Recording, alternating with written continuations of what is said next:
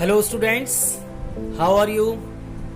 मैं Gaurav Ahuja from Ahuja's maths innovation आपका इस यूट्यूब चैनल में स्वागत करता हूं। स्टूडेंट्स, हम लोगों ने पिछले वीडियो में एक्सरसाइज 8.1 एनसीईआरटी क्लास 10th का फर्स्ट क्वेश्चन कंप्लीट किया था।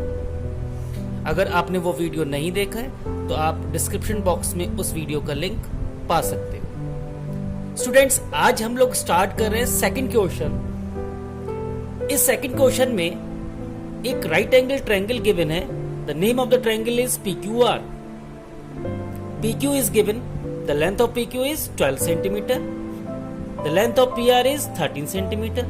And we have to find tan P minus cot R. हमें tan P minus cot R की वैल्यू निकालनी है। Perpendicular base, perpendicular hypotenuse and base. हम ये जानते हैं बच्चों, tan P and cot R trigonometric ratios हैं। tan एक ट्रिग्नोमेट्रिक रेशियो है जिसका फॉर्मूला निकालने के लिए हम कौन सा यूज करते हैं आप लोगों को याद होगा, perpendicular upon base. cot R base upon perpendicular. tan और cot दोनों एक दूसरे के इनवर्स हैं। tan परपेंडिकुलर अपॉन बेस होता है और cot बेस अपॉन परपेंडिकुलर होता है। लेकिन स्टूडेंट्स, पिछले वीडियोस में मैंने बताया था कि परपेंडिकुलर और बेस आपस में एक्सचेंज कर सकते हैं। अगर आप किसी एंगल का कोई भी ट्रिग्नोमेट्रिक रेशियो निकाल रहे हो, जैसे P एंगल का ट्रिग्नोमेट्रिक रेशियो निकाल रहे हो, tan P की वैल्यू निकालनी है, तो परपेंडिकुलर ये नहीं होगा, परपेंडिकुलर उसके सामने वाली साइड होगी। हाइपोटेन्यूज तो 90 के सामने फिक्स है।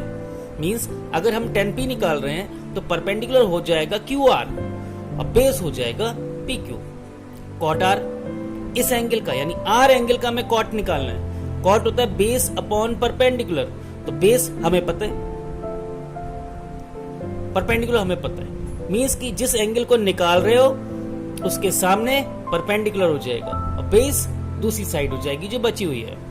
90 के सामने वाली साइड तो फिक्स ही रहती है। तो स्टूडेंट्स, क्या हमें QR पता है? नहीं, तो हम लगाएंगे Pythagoras theorem. In triangle PQR applying Pythagoras theorem 90 के सामने PR, तो पाइथागोरस थ्योरम के अकॉर्डिंग PR का स्क्वायर होगा PQ square plus QR square.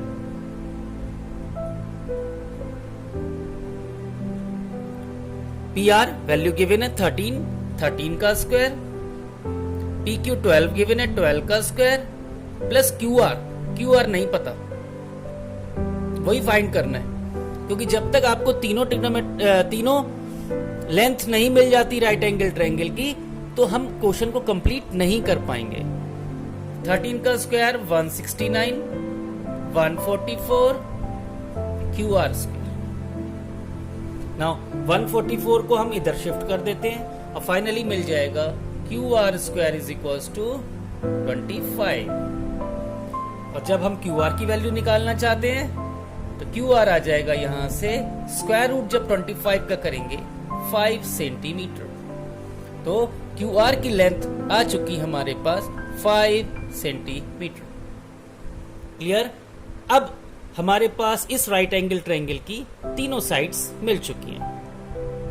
PQ 12, PR 13 and QR 5 centimeter. Okay, now we will start the question tan P minus cot R. We have to find the value tan P minus cot R. Okay students, सबसे पहले हम tan P की value निकालेंगे।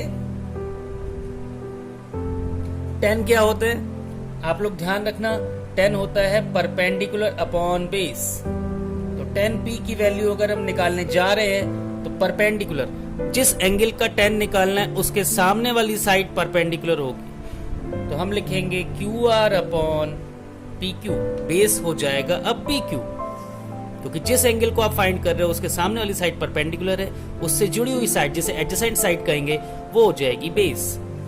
तो QR upon PQ। Q R की length कितनी find out करिए अभी हम बच्चों, 5, एंड पी क्यू की लेंथ कितनी है, 12। तो 10p की वैल्यू आ गई 5/12। अब कॉट आर की वैल्यू निकालते हैं। कॉट जो होता है वो बेस अपॉन परपेंडिकुलर होता है। बेस देखो, जिस एंगल को निकाल रहे हैं उसके सामने परपेंडिकुलर, और जो जिस एंगल को निकाल रहे हैं उससे जुड़ी हुई साइड कहलाएगी क्या, बेस, और 90 के सामने हाइपोटेन्यूज। तो क्या होगा फॉर्मूला, कॉट आर निकालने का, बेस अपॉन परपेंडिकुलर। बेस कितना है यहां पर बच्चों, क्यू आर, एंड परपेंडिकुलर कितना है, पी क्यू। और यहां से हम देख सकते हैं Q R upon P Q 5/12। अब हमें किसकी वैल्यू निकालनी है, 10p minus cot R. Simple, what we will do, will apply the values 10p minus cot R. 10p की वैल्यू 5/12, कॉट आर की value 5/12। 5/12 minus 5/12, what we will get, 0. So the answer is 0. Means 10p minus cot r is equals to 0.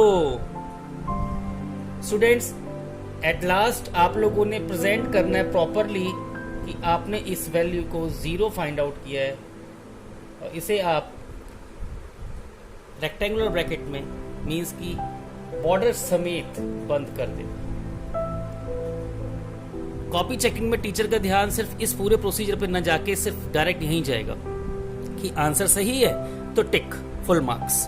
यहां कहीं mistake होगी तो teacher फिर शुरू से देखता है कि उस बच्चे ने मिस्टेक कहां करी है। तो आपने जब आंसर को प्रॉपरली शो कर दिया है तो आपको फुल मार्क्स मिलना ही है। स्टूडेंट्स, आई होप कि this question will be clear to all of you. अगर आपने इस चैनल को सब्सक्राइब नहीं किया तो प्लीज आप इस चैनल को सब्सक्राइब कर लें, बेल आइकन भी प्रेस कर लें, क्योंकि डेली के डेली अब वीडियोस अपलोड करते रहूंगा मैं और आप अपनी नॉलेज बढ़ा सकेंगे। Thanks for watching this video, bye bye.